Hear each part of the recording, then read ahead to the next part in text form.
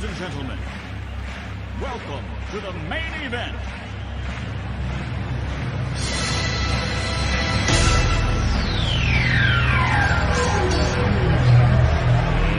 Let's get ready to rumble!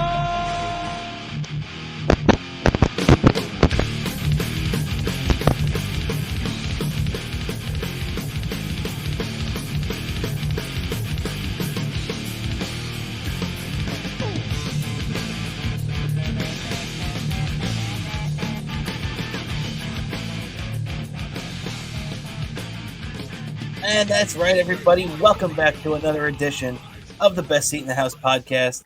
As always, I'm your host, Rob Cramer, along with my co-host, Daniel Bobo Curlin. And Dan, how you doing today, buddy? I'm doing good. Weather was good, so I'm broadcasting live from my backyard. Very nice, very nice. As you can tell, absolutely, it's a beautiful day out. You can see right there behind Dan. I can see right outside my window here, as we are getting set for a Knicks elimination game tonight. Unfortunately, they dropped the last game, in Miami, both games in Miami, in fact, to trail the series 3-1. But we'll get into that in a minute because, Dan, we actually have some breaking news that broke the other night. It's not breaking at this exact moment, but for the Best Seat in the House podcast, it's breaking news right now because our New York Rangers have fired their head coach, Gerard Gallant. Dan, what was your instant reaction when you saw that the Rangers had fired Gallant? I mean, I didn't see this coming. Did you? No, I did not see this coming. If anything, I expected the GM to be fired, Chris Drury to be fired. I mean, he kind of made these moves. I mean, may have made some regrettable moves in the draft. I mean, I still look every time I see Hughes have a success with the Devils. They think of we had a chance to get this guy. Yeah, I hear you, man. And you made a lot of sense too by saying that you thought that it could have been Chris Drury. I mean, Chris Drury's the guy that went out and picked up Patrick Kane and picked up Vladimir Tarasenko. And even though, look, I agreed with both moves, I think they were both moves that had to be made because they were there right in front of you. I mean, the Rangers realistically didn't give up that much. So I guess that's why they're not killing him. I mean, look, the Rangers definitely put all their eggs in this basket, and it blew up right in their face. But the fact is, right now, they still have a first-round pick. They still have a very attractive roster. They still have, talent up and down. It's just maybe they didn't have the right guy, or at least they didn't view Gallant as the right guy. Dan, right off the bat, do you have anybody in mind? I mean, I know there have been plenty of candidates mentioned over the last couple of days. If you want to see a couple of them that we don't mention today, if we don't, you can check out Vincent Mercogliano has a great article really targeting about 10 different guys that the Rangers are expected to talk to. But what do you think, Dan? Where do you think the Rangers find their next head coach? No, I'm not really sure of this. I've been looking at a lot of things, so I haven't heard all the names yet. I've been hearing different.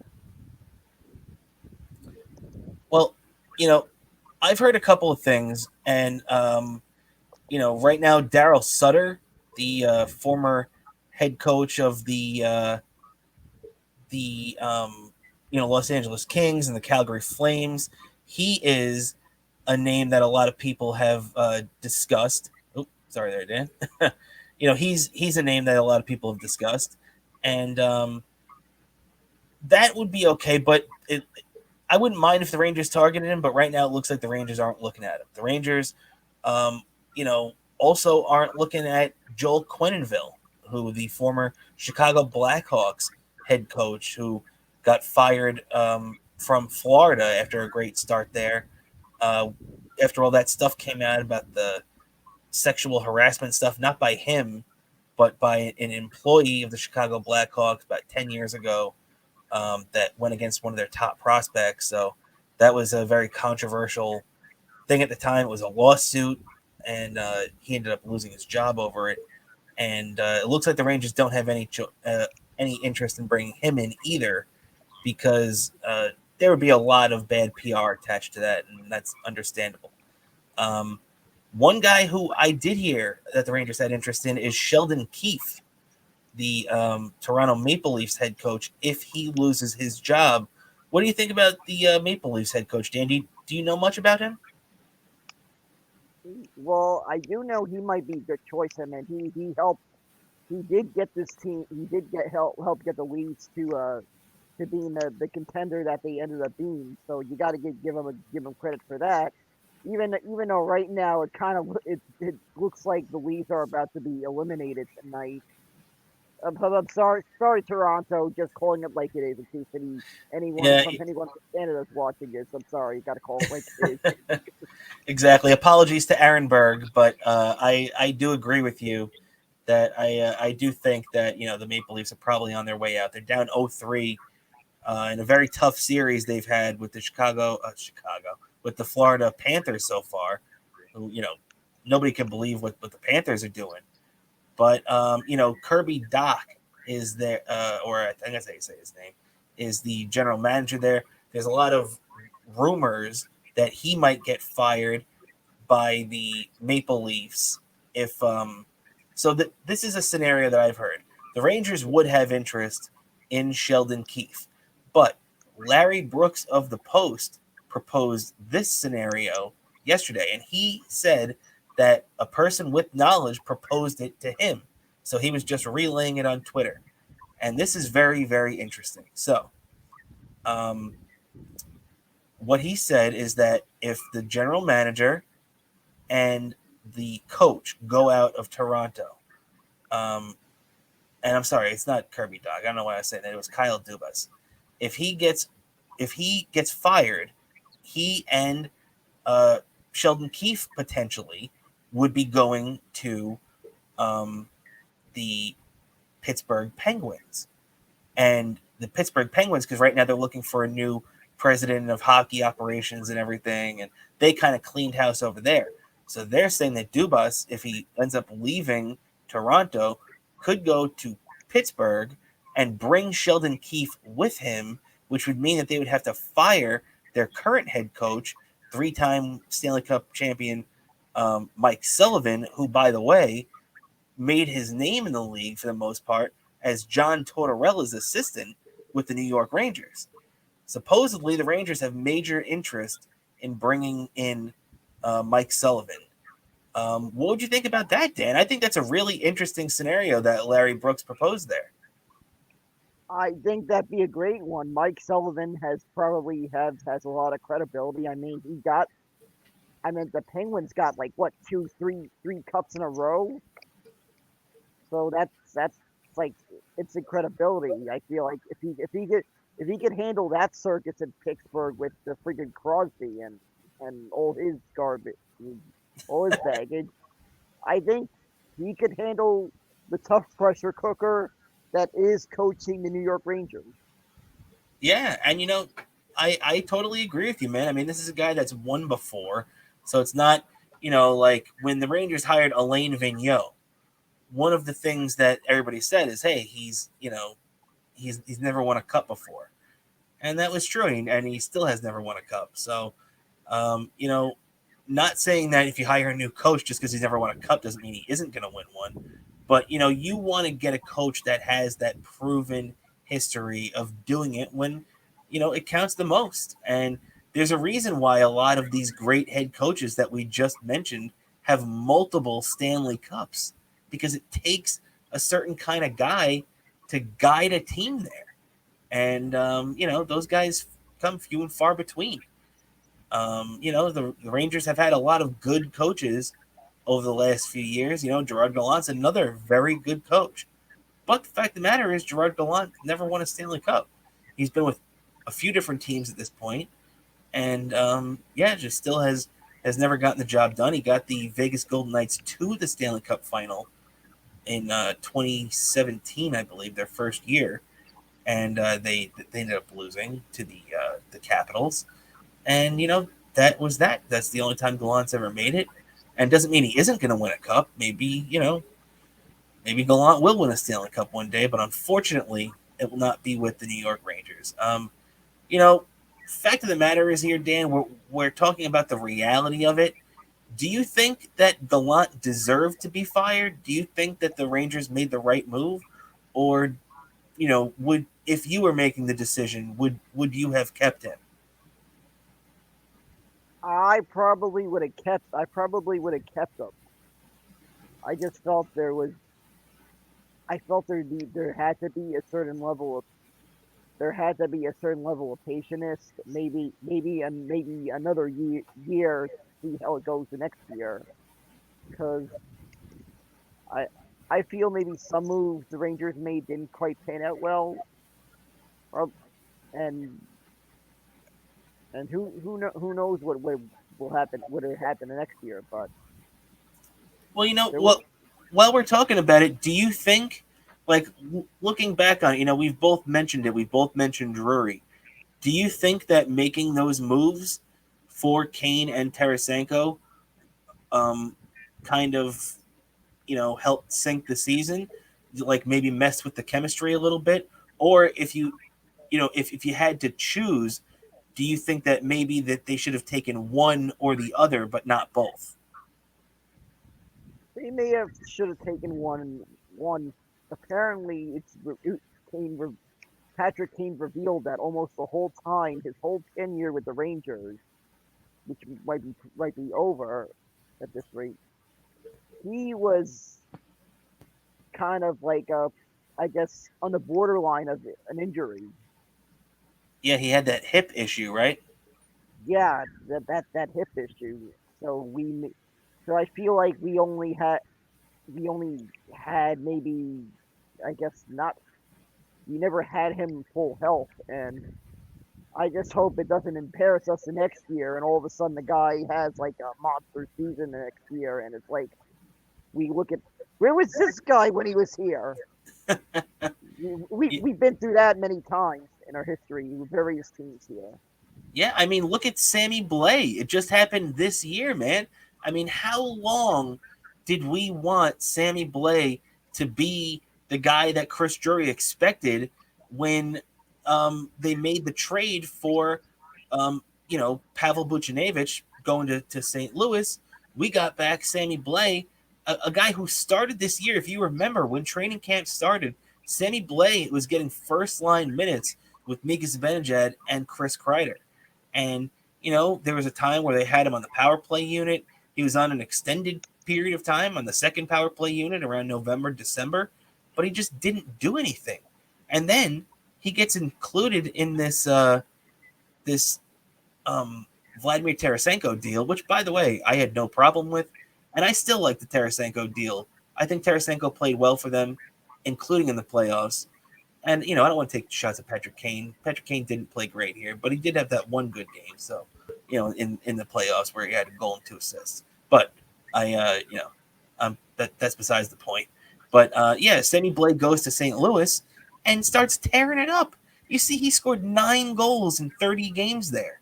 That's the same amount that Tarasenko scored here.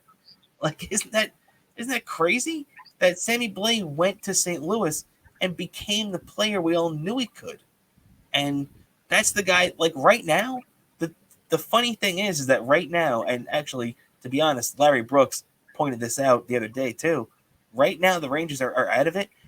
The type of players that the Rangers are going to be looking for are guys like Sammy Blay. And, of course, they traded him away for a rental.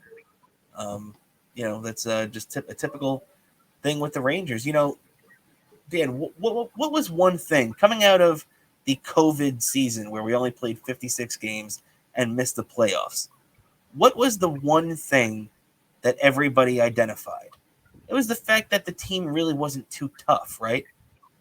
Yep, exactly. So when you look at that and you see the guys that they brought in, you remember Chris Drury had that great week or two over the summer where everybody was pumped when they picked up Ryan Reeves and they picked up Barclay Goodrow, and they signed Dryden Hunt to a lesser extent, but those were three really tough guys, and I feel like those guys really helped the Rangers establish, some kind of identity last year. If you remember, Dryden Hunt played in 76 games last year until the playoffs, but by then the Rangers already had, Frank Vetrano and a couple other guys to fill in, Cop, and all that stuff. But if you look at it, the Rangers, they lost that grit. Two out of those three guys are gone. What do you think about that, Dan? Do you think that maybe a reason why the Rangers didn't have that playoff run that we expected was because we lost a lot of that grit, man? Two out of those three guys are gone, and Barclay Goodrow can't do it by himself. Yeah, that is literally what it felt like, that whole playoff series, especially everything that happened from games 3, 4, and 5 felt like that. Yeah, and 7 too, to a certain extent, right? Yeah, and 7. It's like once we fell behind, it felt like that's when it all flew apart on us. Yeah, And it was almost like they were panicking, right? yeah, that's what it felt like. The whole team was in panic mode the whole game. Yeah, And like if Jack Hughes scored one of those early goals, that would be it. yep, exactly. It's what it felt like. I cannot express what that felt like watching that game on TV. Like, what did I just watch all season? Where like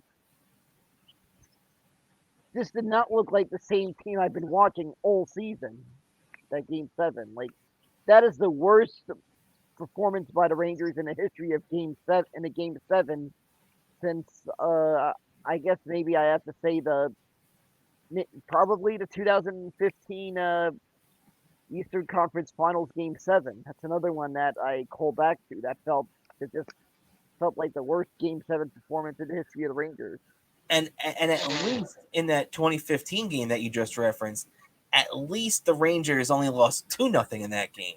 And that's nothing to take away from Igor Shesterkin, because I think we both agree, like we said last week, Igor Shesterkin was the only Rangers player that was 100% all in every single game. That guy was phenomenal in this series, and I have nothing bad to say about Igor Shesterkin, right?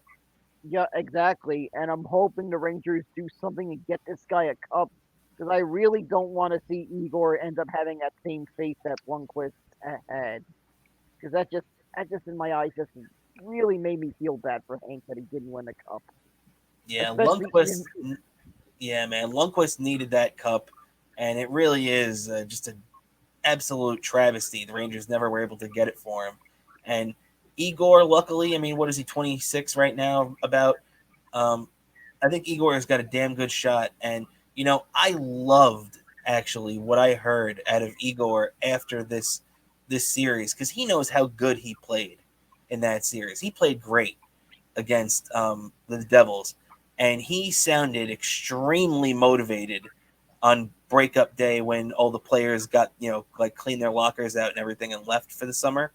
Um, Igor was talking about how next year he's going to be on a mission, and that it's going to be a different Igor Shesterkin, and it is just hearing him talk about it pumped me up, as disappointed as I was with this team and as mad as I was at a lot of them. But yeah, you have to give it to Igor. We got one of the best goalies in the league, and whoever the next Rangers coach is going to have to find a way to utilize that in the best way possible, right? exactly, and who I'm sure they'll find a coach that utilizes that the best possible. I badly want to see not only hopefully Igor has his name one day, his name hanging up there in the rafters, potentially next to Hank's the banner. But hopefully one day we have he'll get to see, along with all of us, a Stanley Cup championship banner lifting in the garden. Yeah.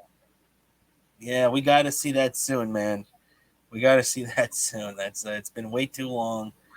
Next year, it's crazy to say that it's going to be the 23-24 season, and that will be exactly 30 years since the Rangers won the Stanley Cup. So, Oh my God, that is just scary to think 30 it'll be 30 years ago next year. That the that feels like yesterday, as I mentioned. Being I mean, I was at that parade. I got to see them. I got to be there at that parade when they won the cup. I remember my mother going to motels or something at I think on her way to work or something near her job to get the hat and shirt for me. I was like, I meant that daily news. I remember watching that.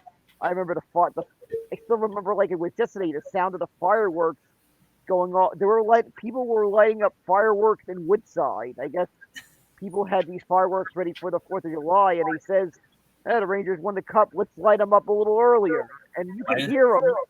You could hear them in might my as house. well. Smoke 'em if you got 'em, right? Yep, exactly.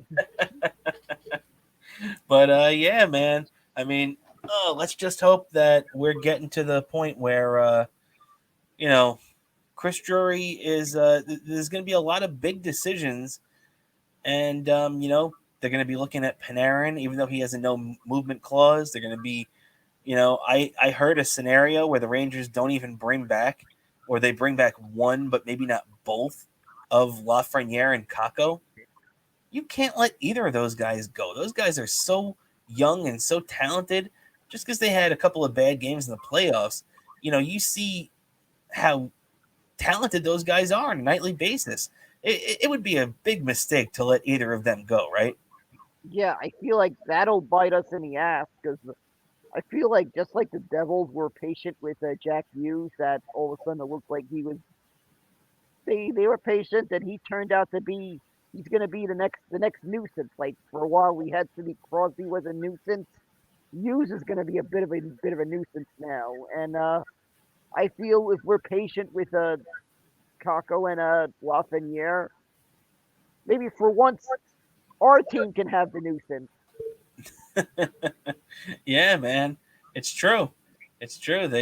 We definitely need. I mean, in the regular season, we've had guys like Panarin and Zibanejad be nuisances, but unfortunately, neither of them were this year. Zibanejad was like a house of fire last year. I don't know what the heck happened to him this year. It was such a disappointment, this playoff run, if you want to call it that, because they didn't even make it out of the first round. So, Yeah, it just feels like it happened quick. It happened quick. yep, like It a feel, blink it of an feels eye, right? Yeah, it feels like maybe 2.5 weeks or so. I had a playoff beard, and just that quick, it went away that quick. Yeah, yeah, it's true, man. And yeah, so yeah, so the Rangers are going to be looking for their new head coach, and that's going to be a story we're going to be following for a while now. There's a list of candidates, and they're going to go through it very thoroughly. Chris Drury said this is going to be an extensive search, so I would not expect to be naming a head coach until, I mean, the NHL draft is what? I know it used to be at the end of June. I don't know if they moved it still because of all this COVID stuff over the last couple of years. But at some point between late June and mid-July, so I would expect the Jets. I would expect the Rangers to have a head coach in place probably sometime around late June, right, Dan? What do you think about that? Yeah, I would expect them to have a decision hopefully before the draft, because I think the coach might want to be they want to be able to have the coach play a factor into who they draft. So hopefully Mm, by then hopefully by the draft we'll have our head coach name. exactly. All right, and with that, let's keep it rolling along here, Dan. As we got another big thing tonight that we mentioned at the top of the show, the New York Knicks are fighting for their lives tonight. Do or die tonight at the Garden against the Heat. Game 5, down 3-1 in the series. Just a really tough loss that they suffered the other night on Monday night. They led twice in that game, 1 point each, both late in the first quarter. That's it. The Heat controlled that game pretty much from beginning to end. Um, I got to be honest, except for the first game, you could argue the Knicks were right there with the Heat. The second game, the Knicks obviously won, but the 2 games in Miami, the Knicks were ridiculously outplayed, especially in the hustle aspects, like, getting offensive rebounds and playing tight defense and stuff like that. So it's really was a shit show down there. I don't know, Dan, what are your thoughts going into this tough game 5 tonight as the Knicks just look to survive?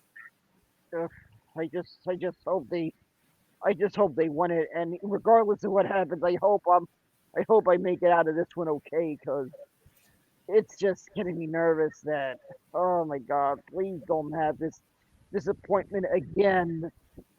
This is feeling worse than those disappointments in the '90s. Yeah, you're right. And those disappointments definitely came every year, some later than others. And Yep. you know, As a matter of fact, I was gonna say on Twitter, I saw some Knicks fans that probably don't remember the really '90s that well say stuff about how bad this would be, and I had to tell them. I said, "Let me tell you something about the 1990s. Knicks were in contention every year, and we would always lose to Michael Jordan and the fucking Bulls." I get, I had to tell them about that, and it was even worse in 1994. We came 1 win short of of New York becoming the city of champions in June of 1994. it's true, and that's the only time we didn't have to go through Jordan. Yeah, exactly. I just thought, even then, maybe I was like, so saying that what a wasted opportunity. You finally don't have to deal with Jordan, and you blow it. Yeah, yeah. Well, so what's your feelings, Dan? Do you think that digging themselves out of this 3-1 hole is realistic? I mean, the Knicks bench has been so bad in these playoffs. Julius Randle, I think too. I don't know if he's fully healthy. I don't think he's that banged up, but I mean, maybe he is, and he's just gutting it out. But he looks terrible. The Knicks are getting called for offensive fouls at a ridiculous rate. Look, I don't know if they're guilty of all of them or not. They probably are, at least of most of them. But man, this has just been. They look as bad as a team can look right now. So, do you think it's possible for a comeback? I think it's possible for a comeback. It's going to be a huge chill, and I just know if we win this game, I'll feel more confident of a comeback if we win this game than I am going into it. Yeah, I could see that. The funny thing is that I would almost feel more confident if Game 5 was in Miami tonight. You know what I mean? Like if the last 3 it was Miami, New York, Miami, because then if you're taking Game 6 back to the Garden, you feel good about winning that. But I almost feel like if they win this game tonight, it's just setting us up for a Game 6 loss. You know what I mean? Yeah, exactly. That's what I feel like, and I'm just thinking like, oh, thank God, please don't lose again. It's just gonna feel horrible. It's already been tough already with all the teams I'm a fan of lately. Right? It's like the Giants had that bad loss to the Eagles, then the Rangers the first round exit. Mets getting to a slow start that I'm hoping we rebound from, and then all of a sudden the Knicks losing in the playoffs, just losing one round a little later than I'm used to. It's it's like it's Yeah, this has been a really, really rough week or two for our fan base. The only thing good for me right now in my sports life pretty much is the Jets, which is an insane thing to say. I never thought that the Jets would be the only thing keeping me happy right now, and the Jets still don't even play another game for another 5 months, which normally is a good thing. But now the Jets with Rodgers and everything, seeing all that this stuff, I've been very happy with that. They actually announced today. Did you see that the Jets are going to be playing the Dolphins on Black Friday. So that's kind of cool. The first ever Friday NFL game. That's gonna be a bit interesting. Black Friday, but Yeah, yeah, you could try to if you survive the Thunderdome and trying to buy I guess whatever video game you're trying to get or so whatever gift you're trying to that hot gift you're trying to get a friend or family member for Christmas. If you survive Thunderdome, aka Walmart, maybe you could. Maybe after you've maybe banded yourself up, and if you're a Jets fan and you banded yourself up, you could watch the Jets versus the Dolphins on Black Friday. exactly, man. The, And and of course, me personally, I don't do that Black Friday stuff. I rather just save myself in the shop online and not get trampled. Plus that I can enjoy. Plus that I can enjoy Thanksgiving that way. I don't. It's like you can't really do Thanksgiving if you're doing Black Friday. I don't. It's not. It's just an inconvenience, and you're just going to get yourself trampled on. exactly. I've never actually done Black Friday, but I've had to work Black Friday at a Toys R Us when I was 18 or whatever, 17, 18. Oh boy, what Christmas was that? I can think of what That it was the Christmas actually that that Xbox 360 came out. Oh boy, then you you deserve like whatever I survived. Like you whatever they paid you for that Black Friday, maybe they should have paid you double for that. Because you probably saw some shit when you were working if you were working at Toys R Us during that one. Yeah, it was definitely crazy, man. A lot of freaking people there. It was like Yeah, it was yeah. definitely like a war scene down there. Yeah. Speaking of holidays, I just heard the Giants Eagles on Christmas Day. That feels a bit unusual. An NFL game on Christmas Day. I never expected the NFL would probably step on football and then basketball territory. Did Christmas they Day is confirm that? Really? That's an awesome game too. Giants Eagles on Christmas. You gotta love that, right? yeah, that's gonna be nice. I could open up my Christmas presents and sit back and I guess by the fire or whatever it is, and I'll be watching the game. But yeah, that's an interesting idea. But I never but that's kind of I never kind of expected that the NFL would do that because usually not much major sports step on the NBA territory with Christmas Day. You are right about that. That Yeah, usually is the NBA's one of their yeah, bigger days of the year. yeah. Especially if you're a Knicks fan, the Knicks playing on Christmas Day is almost a yearly thing. It's true, and it should be a yearly thing. Yeah, exactly. Unfortunately, the NBA sometimes it has been a dick and not had the Knicks play on Christmas Day, which doesn't make sense. Exactly. Just like the NFL always has the Cowboys and the Detroit Lions. The NBA always has to have the Knicks and the Lakers play on Christmas Day. I agree. I couldn't agree more, man. And yeah, yeah. So what day of the week is Christmas this year? If the Giants and Eagles are playing. I forget what day. I gotta look that up. I think it's either a Sunday or a Monday. Interesting. Okay, that's going to be a really cool game. Really awesome that they've been doing a couple of these leaks now because the full NFL schedule will be released tomorrow. So that's going to be pretty cool.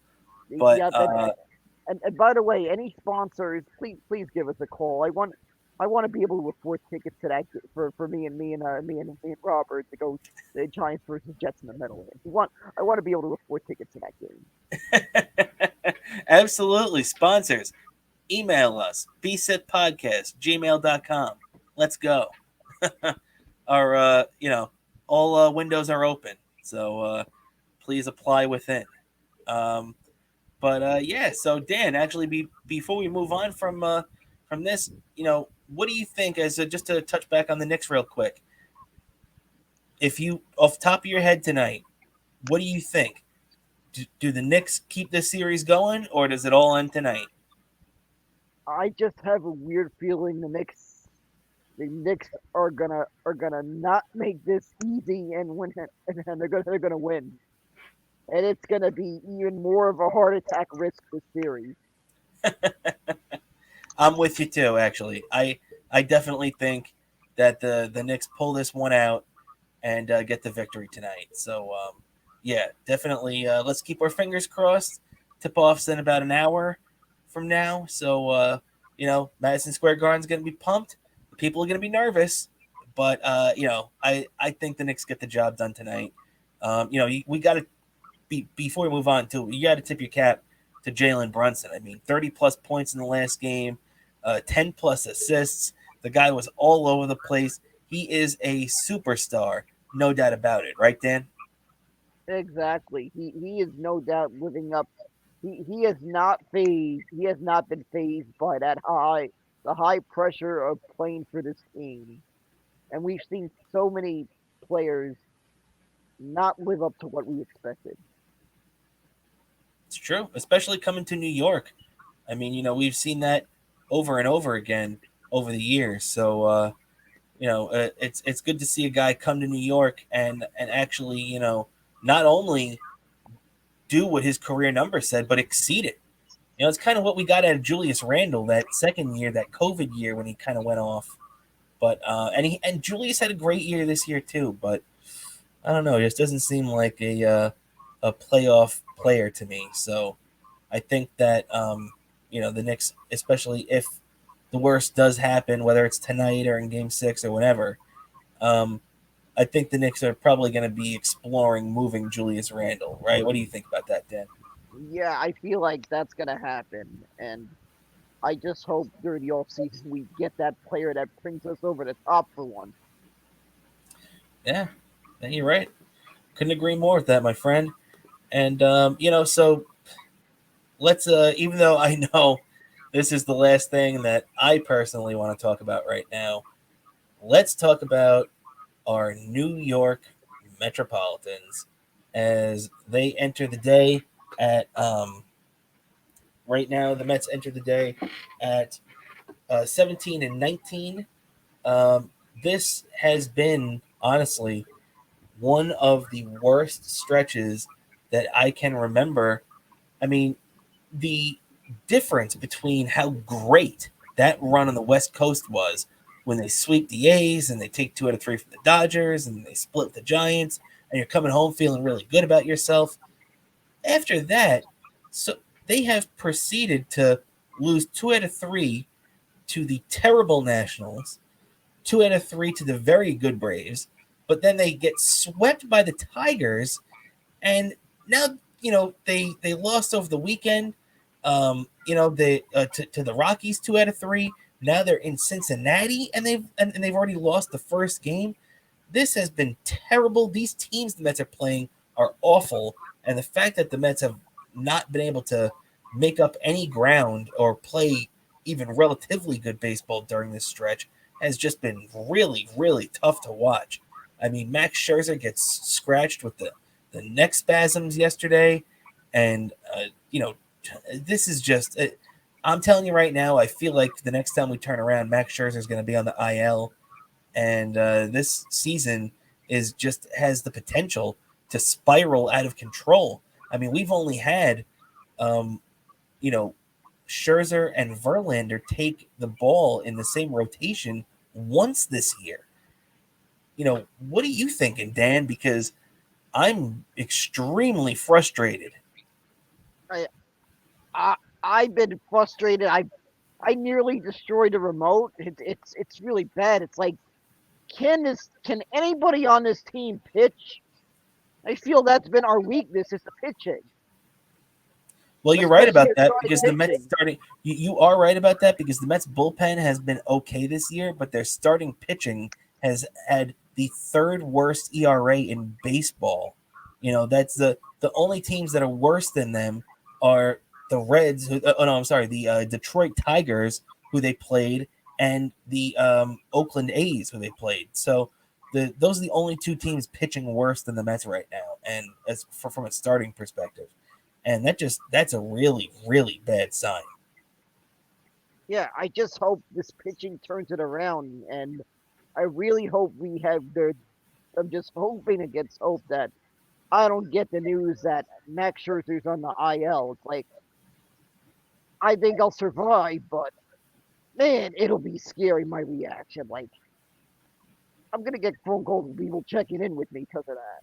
It's I feel like it's coming too, man. I hope I'm wrong. I hope I'm wrong, but yesterday you see he gets scratched. They bring back David Peterson, who David Peterson was supposed to go down to the minor leagues to get himself right. He doesn't even get that opportunity. He gets called right back up. Gets smacked around by the A's, by the Reds yesterday, and looks terrible. David Peterson, I don't know what the heck happened to him. He had, you know, a couple of very good years over the last few seasons. I've been a big fan of David Peterson, and I don't know what we're seeing out of him this year. It's just been awful. And as for everything else, I mean, Carlos Carrasco is still making minor league rehab starts right now, so he's still at least a week or two away. Um, I don't know what's the solution. Where the Mets are in a really bad spot right now, and on top of the fact that they can't pitch, they really haven't been hitting that much either. yeah, it's been a tough one. I saw maybe the last couple of games or so. It looked like they were kind of hitting like it just felt like the pitching really did us in fun the last couple of games against Colorado, and even Yep. yesterday felt like they had their hitting it. But I just really feel like it's coming down to the pitching, and I just hope right now we're right there. We still have right there in that point of contention, like right there, we're hanging in there. That hopefully this time Billy Epler does something at the trading deadline. Also, I'm a bit iffy on a Billy Epler's reluctance to call up Ronnie Mauricio and Mark Viano. That's true. Both those guys are hitting extremely well right now in the minors. So, I mean, to be honest, you could easily shift McNeil to the outfield and put Mauricio at second base. The tough thing would be if you bring up Vientos, because then you gotta, you know, figure out a spot to get him in. Because the best thing for Vientos is to be playing every day. I think we both agree with that. Yeah, yeah, exactly. The best thing with Vienos might be every day. And at the Mhm. same time, I feel like Vienos he could potentially be DHing and maybe giving Alonso a day off or two when Alonso will probably DH on those days. But that's the best case scenario. Also, I could also see this scenario.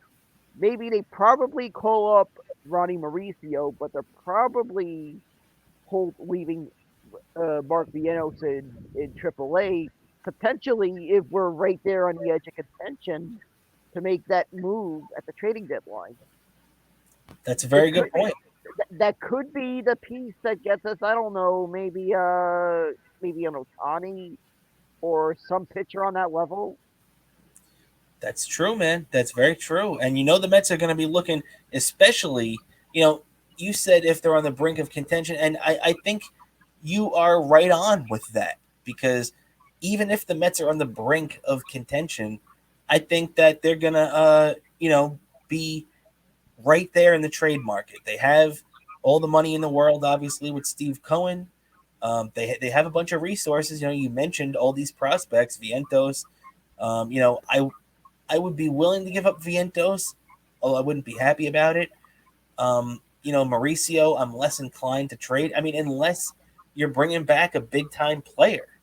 If the Mets, like you said, if they're trading a Vient, like let me ask you right now, Dan, if I told you, okay, the Angels are ready to trade Otani to the Mets, but if the trade, if you want Otani, you've got to give up Vientos, Mauricio, plus one more pitching prospect. Would you do it? At this point, I would do it. I mean, no doubt about it. Otani's that is a game changer of a player. Plus, Yeah. I feel like because he's going into free agency, he might, especially depending how well the Mets do, he might be convinced that this team. He does seem to indicate that he wants to play for a contender. I'm Hmm. sure he's very aware Steve Cohen has the money. He's going to spend every. He's going to use every resource he has to make this team a contender.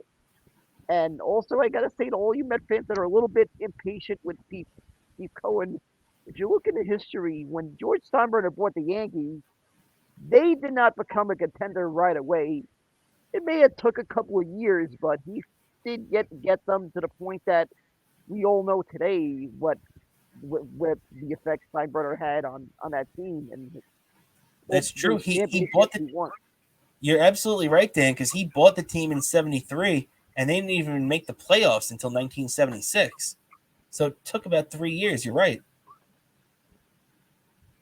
Yeah, exactly. So this is a big one. I have faith he's going to get the job done. Yeah, you're right. Actually, now that you mention it too, even the Dodgers. We're You know on my the camera right now. Then never mind on my grandmother. Edit that out.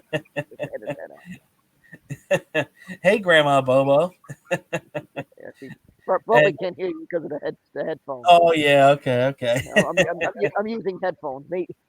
So she couldn't hear you. I'm using headphones. Very true. Very true. How silly of me.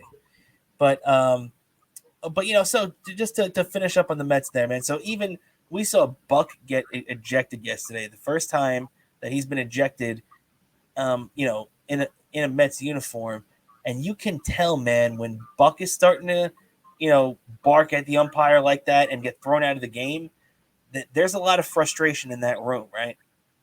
Yeah, I could tell there's a lot of frustration. I'm surprised this is the first time Buck got ejected because I've seen too many times that it looked like he was going to get ejected since last year. That's true. There was a couple of times I thought he was going to get run, but you know what? I don't, for whatever reason, I don't think that umpires throw managers out as much anymore. I guess because I think replay has squashed a lot of that. Yep, exactly. And the big question is though, when they have robot umpires, how do you argue with the computer? Yeah, really. What are you going to go up to him and hit Control Alt Delete? Yeah, what are you gonna do? Smash the thing, hit reset? Exactly, man. So and those robot umpires are coming, man. So they worked in the Atlantic League too as that little experiment. So they're definitely coming here, right? Yeah, exactly. I've seen it in action. I've seen videos about umpires talk about it. It's happening, and it's inevitable. And I just hope it doesn't get to the point where hackers start hacking into those umpires.